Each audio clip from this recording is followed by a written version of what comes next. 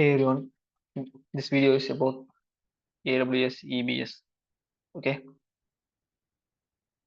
EBS is nothing but an elastic block store. Okay, elastic block store. This is nothing but an additional storage. Okay, additional storage. This name was created by AWS and is managed by AWS. Okay, what is this EBS? So before considering the EBS, there are different file storage we need to see. Okay, first one is block storage, and then second one is file storage, and third one is object storage. Okay, for block storage we will be using EBS. For file storage we will be using EFS. This is elastic file store. And for the object storage we will be using S3, which you have seen already in the video. Okay, so what is the difference between the three? Okay, block storage, elastic block storage, in this EBS only we can able to create OS. Okay, we can able to create and attach an OS to this EBS only. So we can perform like what we are doing in the normal laptop. How we are creating a local disk and C and D, we can able to perform these actions in the EBS.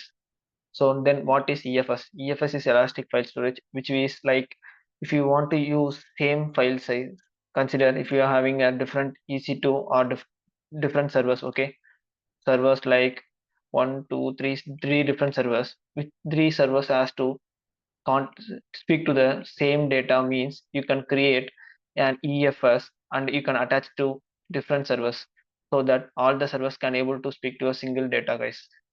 So this is like shared files we can use for the shared files.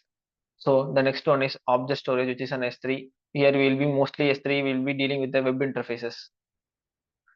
Here in S3 everything is considered as an object, guys. We'll using API also will be dealing with the HTTP endpoint, which is a web interface endpoint. Okay, so this is the difference between these three. Here in this we will be seeing EBS, so we can able to attach this to EC2 and we can install the OS only in this EBS.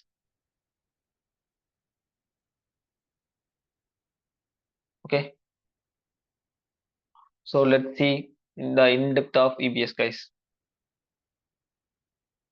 Consider in one thing you need to notice is in using EBS you can able to attach EBS to only one instance. Okay, one instance. You cannot able to attach to multiple instance. Okay, which is like you can have a EC2 which can be able to attach to only one instance. Okay, the same EBS cannot be able to attach to the another EC2 and simultaneously. Okay,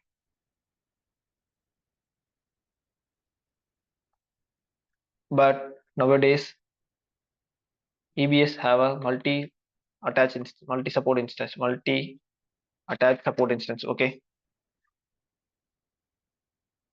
multi attached support, but this one needs high configuration,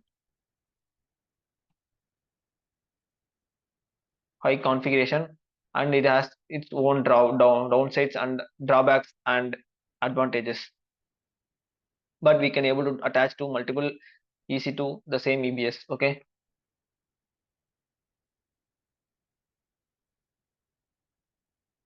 okay, and another thing is we need to know is snapshot.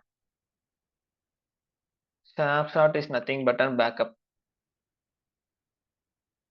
In AWS they call it as snapshot, but it is commonly an backup. Okay, consider you will be having an EC2, you have attached an EBS to that. Here you will be using this EBS and is creating a different files like a.txt and b.txt. Okay, now you need to create a backup, okay, of this EBS. So what you will be going to do is you will be creating a snapshot and you will be snapshot after if for this snapshot is on one first snapshot you will be having these two different files. Okay, So using this snapshot, you can able to create another volume, which is another EBS, and you can able to attach to another EC2. So this is how you can able to back up the data, and you can able to attach to another EC2, and you can able to run that service. Okay, can run that server. For this, you need to notice one thing, which is consider this is a region. Okay, one thing you need to notice is if you are creating an EC2 in one region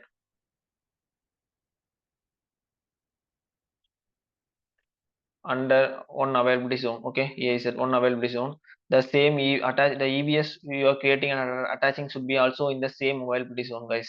So if you are creating in the another availability zone, then you cannot able to create and attach this to one EC2 instance which is in another region or another AZ. Okay, so for this you can do, you will be having an availability zone, and you will be having an EC2 attached to an EBS. Okay, now you will be creating a snapshot. Okay, snap one. But this you can consider this EC2 and EBS are in this one availability zone, but the snapshot that you create will not be under the availability zone, it will be under the region. Okay, so that you, if you are creating a new EBS, you can create based on the EC2 instance that you are going to attach. Okay, if the EC2 instance is another available in another availability zone, then you can able to create the EBS with the snapshot in another availability zone, and you can attach this to one EC2 instance. So this is a way that you can able to attach an snapshot with an EBS to different availability zone, guys. So okay, this taking the snapshot. Okay, taking snapshot, as what I explained before, is we can able, this can be done by using manually. Okay, this is a manual process, but using the, we can also create done this by automatically, which is like automatically. For this you will be using the DLM, which is nothing but data lifecycle manager. What is the data lifecycle manager is, whatever you have done right now can be automated using the data lifecycle manager, guys.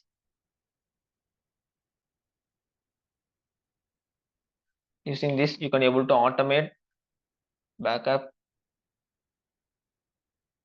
and all stuffs. Okay, and then let's see what are the EBS types that is provided by AWS. Okay, commonly there are two, guys. One is general purpose, another one is input output,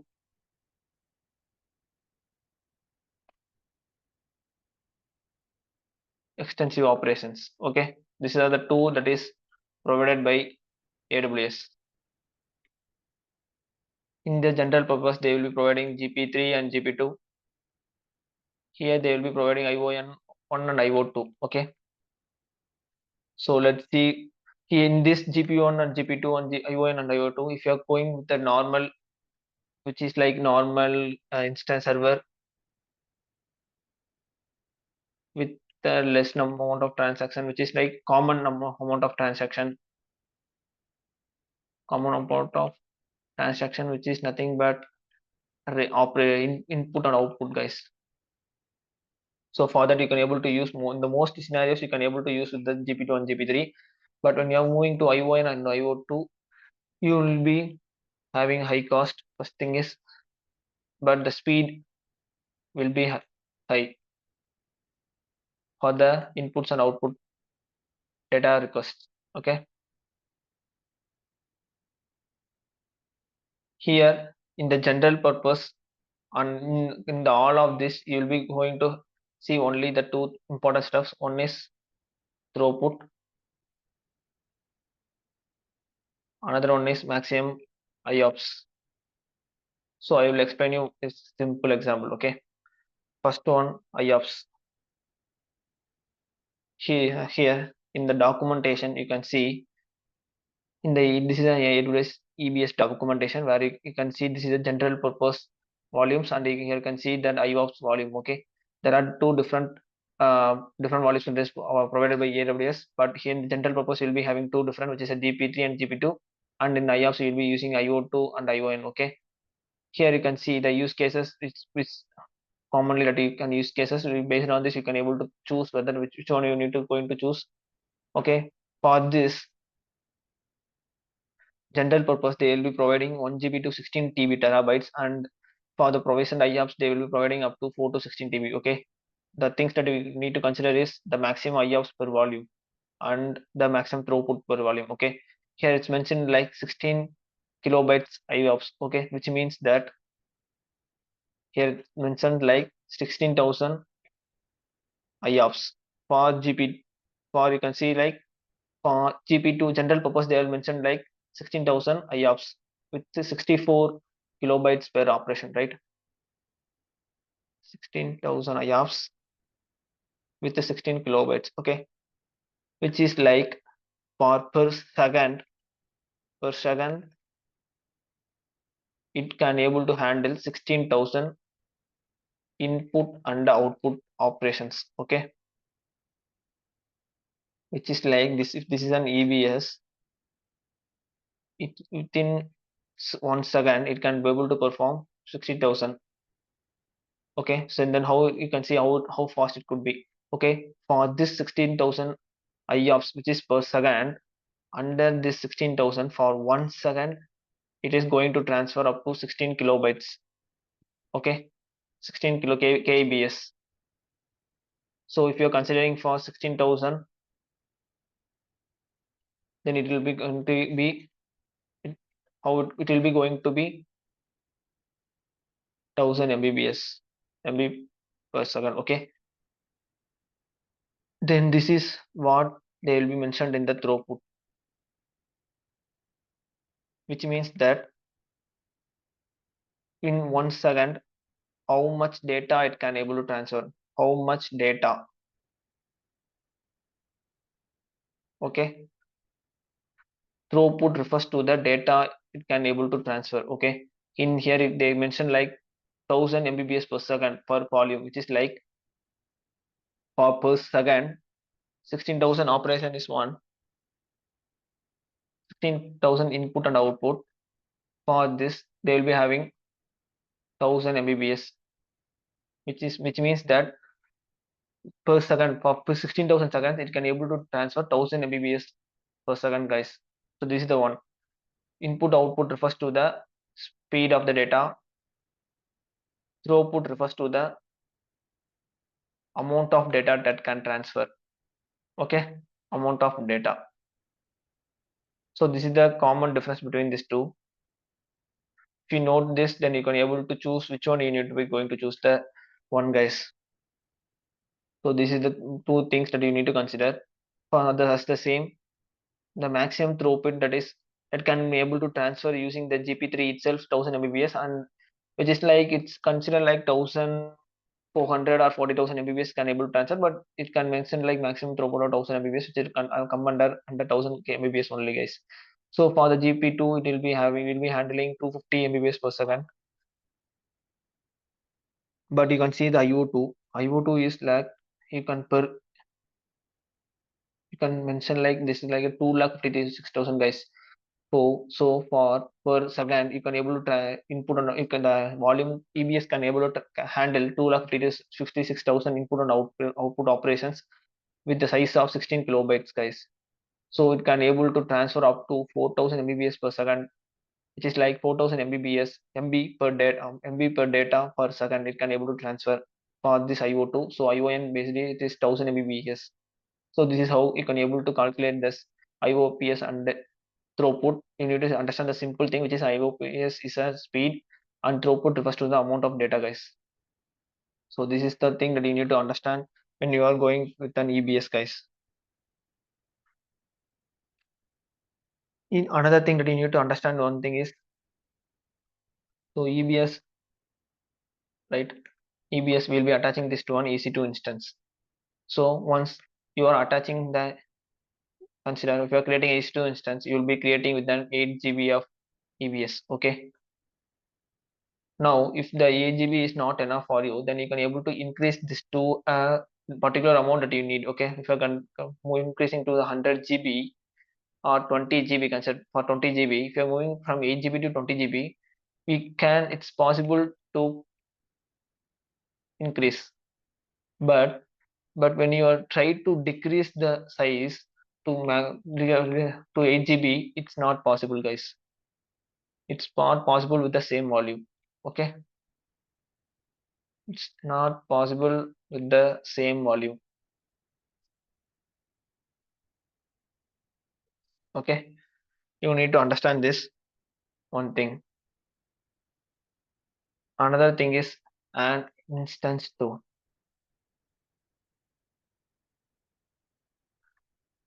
Instance store is also like an EBS attached to an EC2, guys. But here the data will not be persistent. Okay, data is not persistent, which means that persistent, which is not like that. If you are rebooting the EC2, then the data will be lost. EBS data will be lost. Data is lost, but it can able to perform whatever we can able to perform in the EC2, right? It's like high performance.